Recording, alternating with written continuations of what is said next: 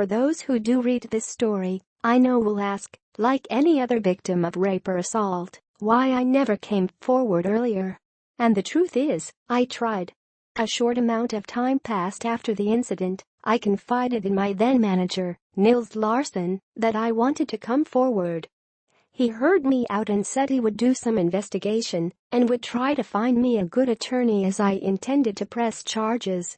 He later informed me that my abuser, whose name I will disclose later in this article, had the most powerful litigator in the country.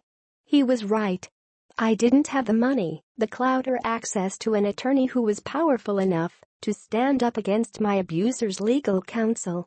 I was told I would likely be buried in humiliation, accused of being fame-hungry, and it would ultimately hurt me professionally as well as publicly. I was focused on building a career and name for myself at the time, and I didn't want what he did to further affect my life and future. Let's rewind a bit. The first time I met my abuser wasn't the first time the abuse occurred. The first time we spoke was briefly over the phone while I was filming This Is Me remix music video with my group Dream and then boss, P. Diddy. My abuser was and still is in a very well-known boy band. My label informed me that this person's rep had reached out to them and he shown romantic interest in me and would like to set up a chat over the phone. My label rep sat in on the call, anticipating a spark between the two of us. I was already dating someone steadily at the time. I was transparent with my then boyfriend about the call and assured him I had no interest, but needed to at least accept his call out of respect and courtesy to my label. I took the phone call. He was very polite, and the conversation was quick. Fast forward a few years later. He and I were casted in the same made-for-TV movie. I was no longer in a relationship and now single.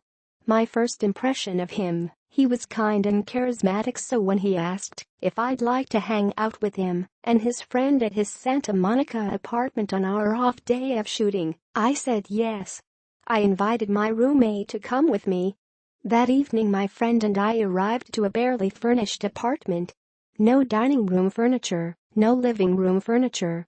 Just a TV and a game console which both the guys were playing on. My abuser, 22, provided liquor for the get-together and asked us what we would like to drink. We all took a shot and proceeded to the living room to play some video games.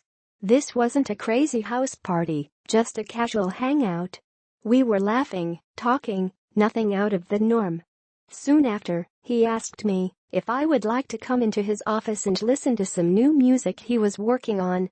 I agreed and was eager to hear his new music. I could draw a diagram of the layout of this apartment.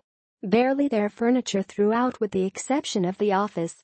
He took my hand and led me down the hallway to the office. He went to his computer and started to play the music he was working on. He turned off the light, and we sat there in the computer light listening to his new stuff. And naturally we started to kiss. He was aware that I was a virgin and that I held to religious conservative Christian values. I was vocal about this. Everyone knew about this, including those who repped me.